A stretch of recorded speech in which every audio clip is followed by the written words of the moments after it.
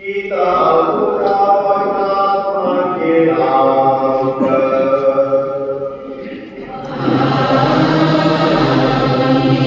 हमारे प्रभु यीशु मसीह की कृपा, ईश्वर का प्रेम और करुणा सदा आप सबको प्राप्त हो।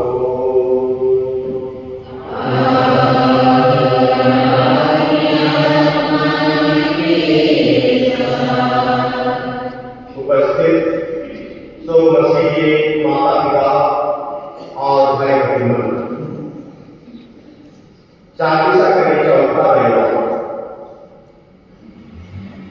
हमने सो बनने लगे एक अवसर प्रदान करेगा और चिंतन करने के हमने सो बन के मजबूर करेगा कि हमने सो बन ईश्वर का बेटा और बेटी प्रत्येक और ईश्वर का बेटा और बेटी होने के नाते हमने प्रत्येक जरूर ईश्वर के नजर में मूल्यवान है, कीमती है, अद्भुत है और हमने सो मन ईश्वर के नजर में महत्व रखना।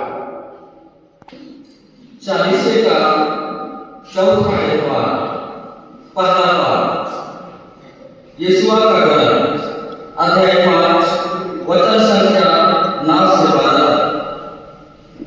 प्रभु ने यीशु से कहा, आज मैंने तुम लोगों पर से मिस्र का काम दूर किया है। इस्राएलियों ने गिलगाल में पड़ाव डाला और वहां यरीको के मैदान में महीने के चौथे दिन शाम को पास्का पर्व मनाया। पास्का के दूसरे दिन ही उन्होंने उस देश की उपज की बेखमीर रोटियां और अनाज की भुनी हुई मारें खाई। जिस दिन उन्होंने उस देश की उपज का अन्न पहले बार खाया, उसी दिन से मन्ना का गिरना बंद हो गया। मन्ना नहीं मिलने के कारण इस्राएली उस समय से कनान देश की उपज का अन्न खाने लगे। दूसरा पाठ, मसीह स्वयं इस बात थे, उन्होंने आखिरी बातों का प्रायश्चित किया और ईश्वर से हमारा मेल कराया। अब ईश्वर की कृपा से सहायता से हम मसीह की पवित्रता के भागी बन सकते। मर गया था और फिर जी गया है। प्रभु आप लोगों के साथ हो।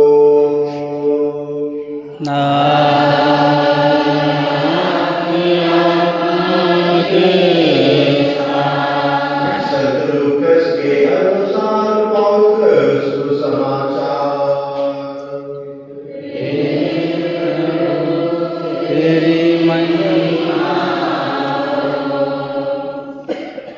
अध्याय 15 पद संख्याएं 1 से 3 और 11 से 32 तक।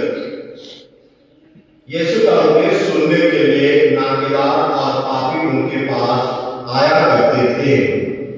फरीसी और शास्त्री यह कहकर ढूंढते थे, यह मनुष्य पापियों का स्वागत करता है और उनके साथ खाता पीता है। इस पर यीशु ने उन्हें यह दृष्टांत सुनाया। किसी मनुष्य के 2 पुत्र थे। छोटे ने अपने पिता से कहा, पिताजी, संपत्ति का जो भाग मेरा है मुझे दे दीजिए। और पिता ने उनमें अपनी संपत्ति बांट दी। थोड़े ही दिनों बाद छोटा बेटा समस्त संपत्ति एकत्र कर किसी दूर देश चला गया और वहां उसने भोग विलास में अपनी संपत्ति उड़ा दी। जब वह सब कुछ खर्च कर चुका तो उस देश में भारी अकाल पड़ा और उसकी हालत तंग हो गई। इसलिए वह उस देश के एक निवासी का नौकर बन गया, जिसने उसे अपने खेतों में सूअर चराने भेजा। जो फलियां सूअर खाते थे उन्हीं से वह अपना पेट भरना चाहता था पर कोई भी उसे उनमें से कुछ नहीं देता था। तब वह होश में आया और यह सोचने लगा, मेरे पिता के घर कितने ही मजदूरों को जरूरत से ज्यादा रोटी मिलती है और मैं यहाँ भूखों मर रहा हूँ। मैं उठकर अपने पिता के पास जाऊंगा और उनसे कहूंगा, पिताजी, मैंने स्वर्ग के विरुद्ध और आपके प्रति पाप किया है, मैं आपका पुत्र कहलाने योग्य नहीं हूं। मुझे अपने मजदूरों में से एक जायसा रख दीजिए। तब वह उठकर अपने पिता के घर की ओर चल पड़ा। वह दूर ही था कि उसके पिता ने उसे देख लिया और दया से द्रवित होकर उसने दौड़कर उसे गले लगा दिया और उसका चुंबन किया। तब पुत्र ने उससे कहा, पिताजी, मैंने स्वर्ग के विरुद्ध और आपके प्रति पाप किया है, मैं आपका पुत्र कहलाने योग्य नहीं रहा।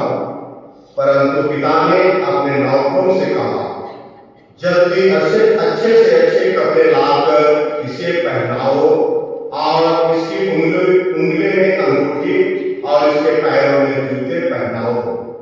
मोटा बछड़ा भी लाकर मारो, हम खाए और आनंद मनाए, क्योंकि मेरा यह बेटा मर गया था फिर जी गया है, या खो गया था और फिर मिल गया है।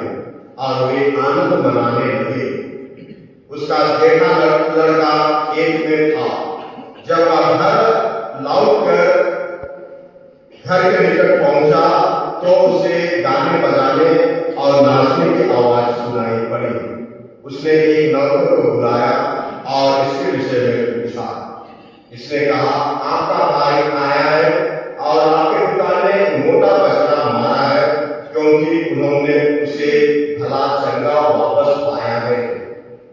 इस पर वह क्रुद्ध हो गया और उसने घर के अंदर जाना नहीं चाहा। तब उसका पिता बाहर आया और उसे मनाने लगा, पर उसने अपने पिता को उत्तर दिया, देखिए, मैं इतने वर्षों से आपकी सेवा करता आया हूँ, मैंने कभी आपकी आज्ञा का उल्लंघन नहीं किया, फिर भी आपने कभी मुझे बकरी का बच्चा तक नहीं दिया ताकि मैं अपने मित्रों के साथ आनंद मनाऊं।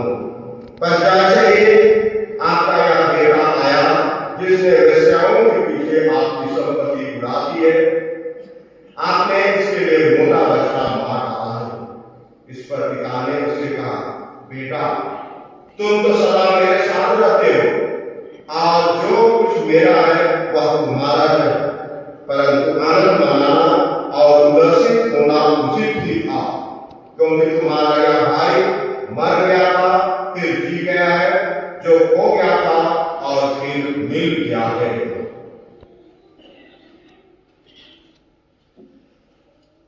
प्रभु का सुसमाचार। मसीही माता पिता और भाई बहन, शुरू में उन्होंने कहना क्या चलिए विवरण करचे पाठ हमर लगे आहे वो पाठ हमरे सब मन के ये निमंत्रण देवेला कि हमरे सब मन ईश्वर से अलग रह करके सच्चा आनंद, खुशी, शांति और संतुष्टि नहीं पाए सकेगा। दूसरी जगह प्रचलित कहावत है, दूर का घोर सुहावना। चिंतन देख सकेगा और अगला चिंतन करने का विषय आज हमारा लगे रहे वो है कि ये दुनिया का चमक, ये दुनिया का आदमी मन व्यस्तता, और यह व्यस्तता की वजह से कई बार आदमी मन मुंह से हमें या तो कहना समय नहीं मिल रहा और यह दुनियावी कामों में व्यस्त और ईश्वरीय कामों में समय नहीं देकर बात निम्न ऐसे पाठों के द्वारा चिंतन करें।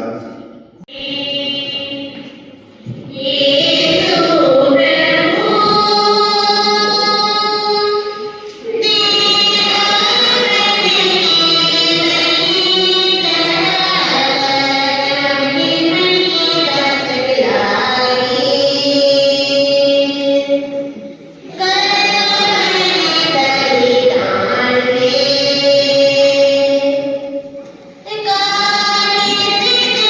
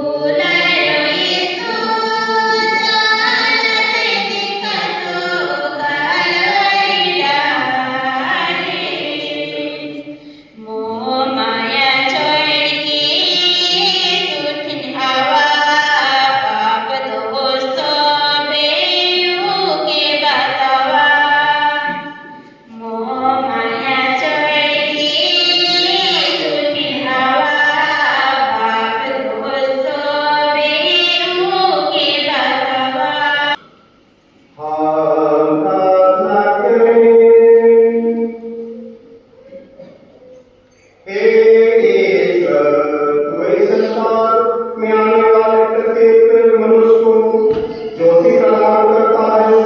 अपनी कृपा के आलोक से हमारा हृदय ज्योतिर्मय कर दे कि ये हमारे विचार सदा तेरे योग्य हो और हम सच्चे हृदय से तुझे प्यार करें। हम यह प्रार्थना करें प्रभु क्रिस्त के द्वारा।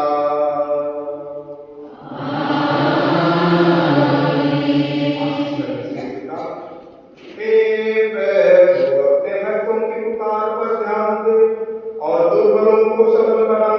मृत्यु के अंधकार से भटकने वालों को शाश्वत ज्योति तथा जीवन प्रदान कर। इस तरह सारी बुराइयों से मुक्त होकर हम ज्योति